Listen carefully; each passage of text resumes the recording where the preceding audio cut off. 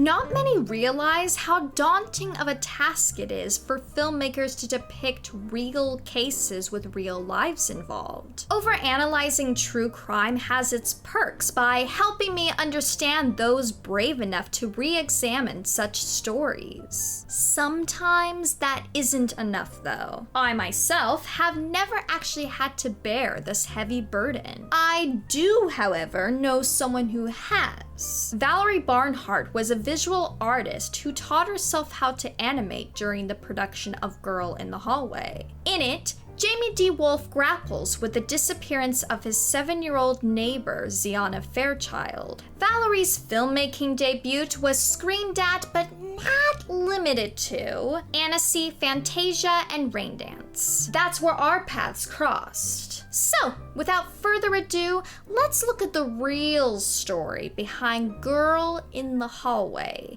with Valerie Barnhart. Just to give some context, we met very briefly at Raindance in 2019, long time ago. I remember knowing exactly what case Girl in the Hallway was going to be about as soon as my hometown popped up. So I guess my first question is, how did you happen upon, wait, before I ask this question, is it Xiana Fairchild? Yeah. Okay, I just wanted to make sure. How did you happen upon Xiana Fairchild's story? Through Jamie D. Wolfe. So the subject of the documentary, he's a poet, and he was performing a slam poetry, like storytelling thing, and that's how this whole crime got on my radar. Right. Were you interested in the true crime genre before you like ventured into it? Oh yeah, like I'm a big fan. Oh, okay. Yeah. Is that why you saw his like poem in the first place at the poetry No, slam? no, that was more a poetry tangent, less a true crime. Okay. I was on, it just happened to meld the two together. So okay. I see. That Okay. Yeah, that's really interesting. Did you take any like inspiration from true crime, like media, or did you just kind of do your own thing? I did my own thing. I was taking more my visual language that I was using from horror as a genre. So it was I look at it as a true crime docu-horror for my film. That's how I would label it. So stylistically, that's where it is. And I think like true crime borrows a lot from horror as well, and same with film noir. So I think it's all fitting really. I noticed that the audio, because the film is, I mean, I still remember it, it's really well done and very different how it's done. Like it has kind of it's kind of like raw. That's the only word I can describe it. But I noticed the audio is ripped straight from Jamie D. Wolfe's, I guess, like performance. Yeah, at YouTube the poetry performance. slam. Yeah. And I just wanted to ask, like, why did you make that decision over, let's say hiring a voiceover artist? Well, okay. It was like a couple of decisions. First off, like Snap Judgments didn't take me seriously when I approached them as like, hey, I want to make this a movie. So they were like, when I asked for master audio, they were just like, oh, just rip it off YouTube, like just go away. So I had to like rip it off of YouTube. Now when it came to like hiring a voiceover, all of that, like I don't think if I was gonna go all about to get like this like crisp, clean, perfect audio, I would have even made the movie, to be honest. Like it was just having this thing that was recorded for radio, already performed by the person who did it. I wasn't changing how he wrote anything. So you know, like I got like a raw performance, and it was from what I know from my interviews with Jamie, that was actually his first performance. So it was the most raw, unfiltered performance out of all the renditions he's done. Yeah. So actually he would talk about like, oh, I wish it was like so slower and there was more pauses. And I'm like, no, you know how hard 20 seconds of silence is in animation to film? Like, no. Oh my gosh. No, give me a nightmare. No, I don't want those new recordings. No. Right. No. Yeah. No, that's totally understandable. And it's you know, that makes total sense now. And because you can hear like him get emotional at points talking about it. And that makes sense that was his first performance, that he hadn't really done that before, you know? Yeah. And like that's a controversial decision, right? Because like some people love that rawness and then some people hate it, right? And so like I don't, my criticism I get is Jamie's performance and then the audio recording itself. So those are the two complaints I get about this movie. Yeah. And it's like I personally like the fact I hear him losing it, because it makes me I like connect with him more, that he's emotional, you know, like if it was a more reserved performance, I think it would have lessened the impact, like, you know, like, you know what I mean?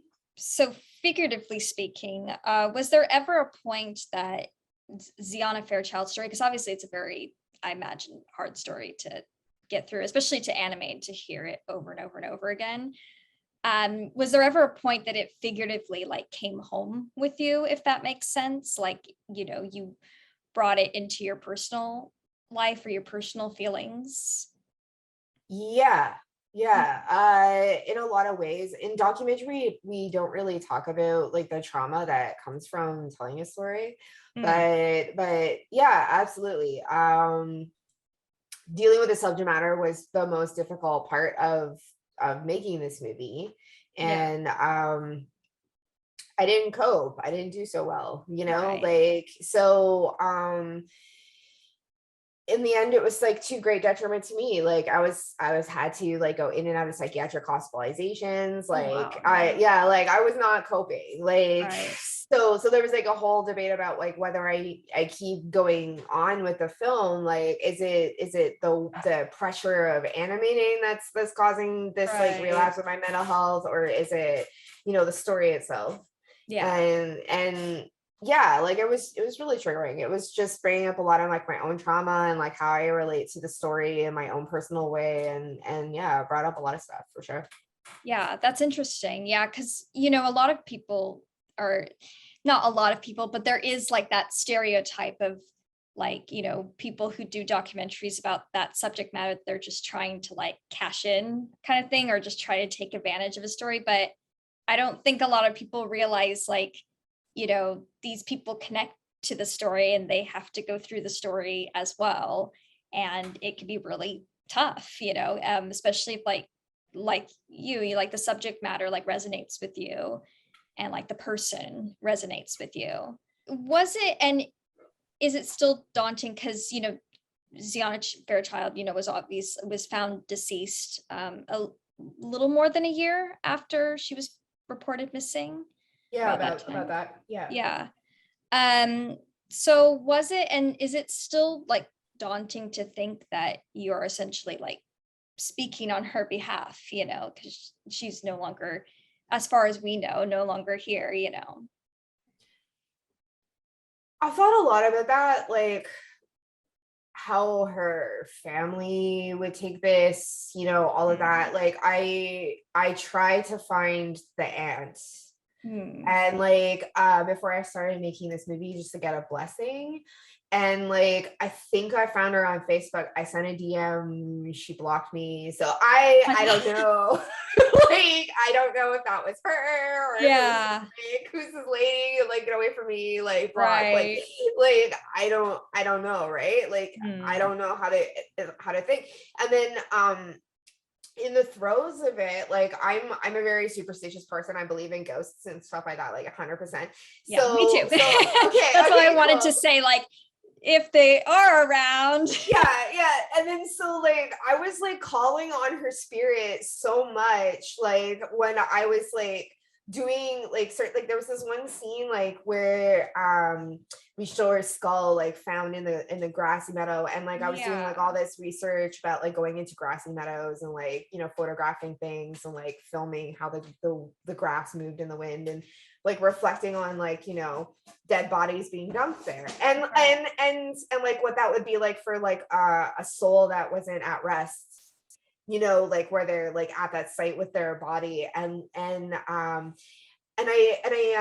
while I was like animating the scene and I was like it was like really emotional for me, like I really felt like her spirit was like called to me, and I really felt like she was there, and like she was kind of like, or you can say I imagine this, but like I don't know. I like to think like she was there, and like no, it was like this little kid and just being kind of like, oh my God, is that me? Like they're just like really excited you drew a picture of them, and like, you know, just like I'm gonna be in a movie, and you're just like, yeah, like it was kind of like that kind of conversation, like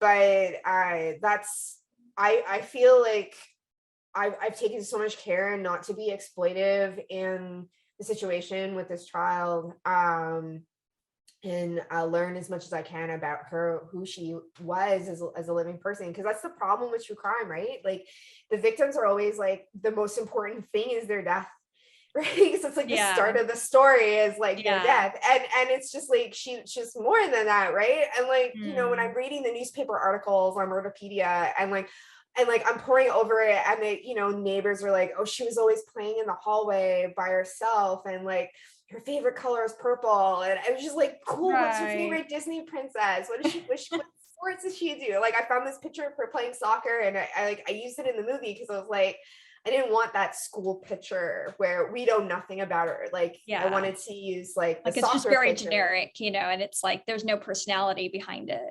Yeah, exactly. And then with the soccer picture, like with her toothless grin, like you knew it's her, you know, like she like the sports she was into, you know, and I guess that's the best way I can answer your question. Yeah. No, that's no problem. Yeah. It's funny when you say that about, you know, in true crime that they just talk about the death. There's a really good book that I'm currently reading that what is it called? It's about like the Jack the Ripper women, like victims. And it's that was why the woman who wrote the book started the book, was because all they knew them was based off that they were Jack the Ripper's victims. They didn't know anything else about them. You know, that's all they were, you know, to a lot of people. So, you know, I think it's really good to have people like you who actually care about like what they were like besides, you know, their death, and just a small puzzle piece, I guess, in this person's story, you know, the perpetrator's story, you know, or the case's story. I noticed with Girl in the Hallway that it's very particular about when and where the color red shows up. I'm really interested in like color theory and like color palettes in films, and like what they mean, like with subtext, and like what the character is feeling. And I just wanted to ask why, if there was a reason behind using red in certain places, and if it has any underlying subtext. Oh, 100% it does. Twofold. So first, Jamie DeWolf brought in the whole symbology of Little Red Riding Hood. So the red dress played into my hands for the MMIW movement, the Murder and Missing Indigenous Women movement. The symbol of it is a red dress. So whenever she is an MMIW victim, she is in a red dress. When she is not a victim, she's wearing white.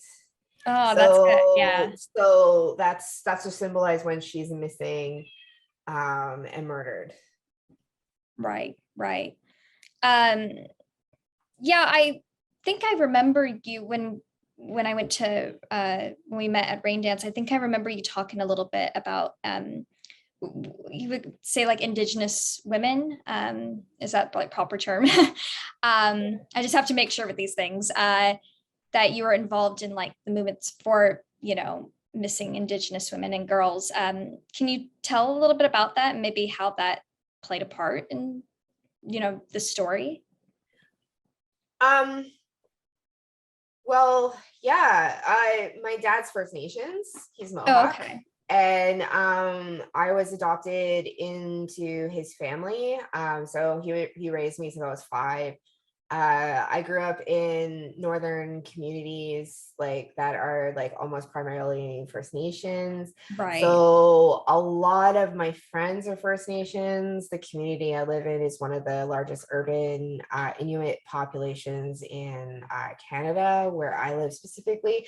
So my neighborhood, there's a lot of Indigenous people. So it's in my neighborhood, it's in my family, it's an issue that touches my friends. So it's incredibly personal. Like I have no, like, this is about, it's personal. It's about like my family and friends, right? That's how I got in. That's how that pulse, like how I got that pulse, like just about Indigenous issues have been more in the forefront in my household than in like most white people's households. And so now with Canada dealing with the truth and reconciliation of the genocide that's ongoing in Canada, part of how it's ongoing is through murdered and missing Indigenous women and girls and Two-Spirited. So one, like the stats are, it's just like really depressing. It's just like out of all the demographics for crime victims, like Indigenous women are number 1. Oh, and yeah, so when it comes, and like, so their murders are not investigated, their disappearances are not investigated. So a lot of times these women have, like, these families have to like pay for like a private investigator to go find them or find, you know, like, and so like the police literally do nothing unless it's a high profile case.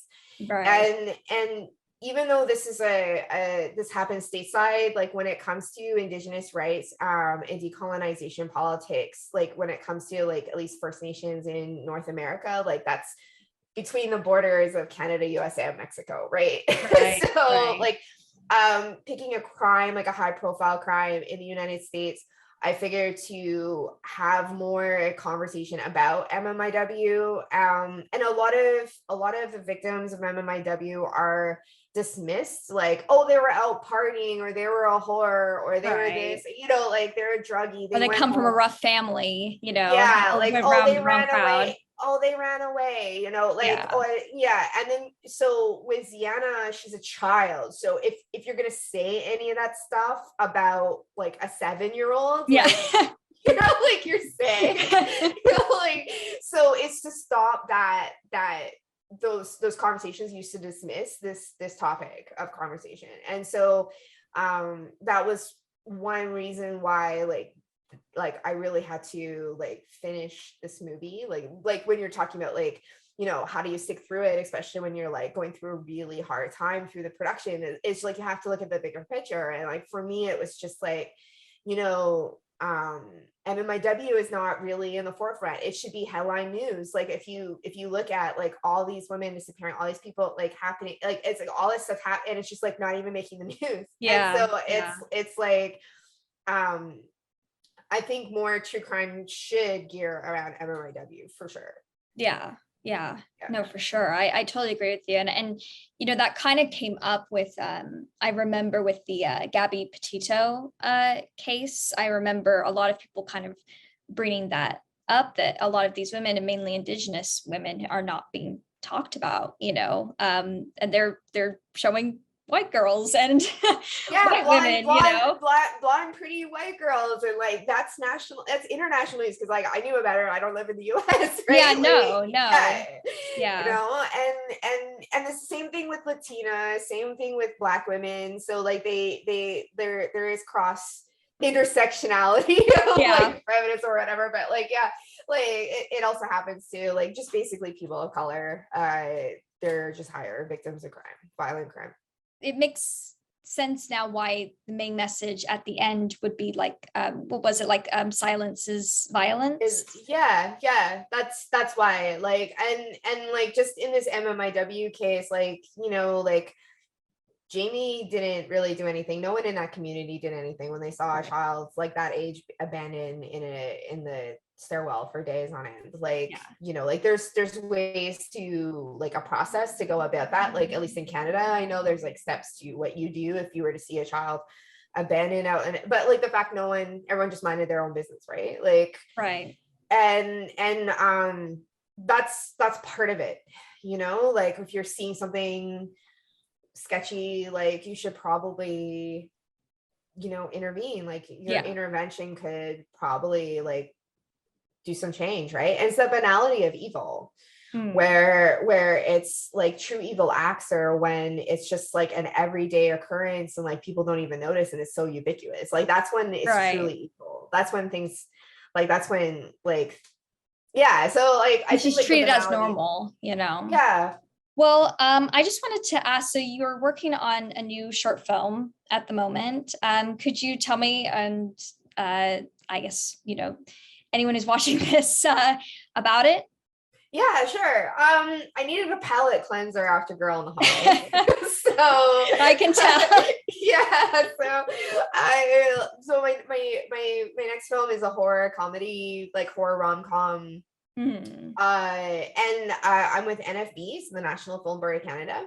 Okay. And it's about 9 minutes long, and it's a retelling of Dante's Inferno.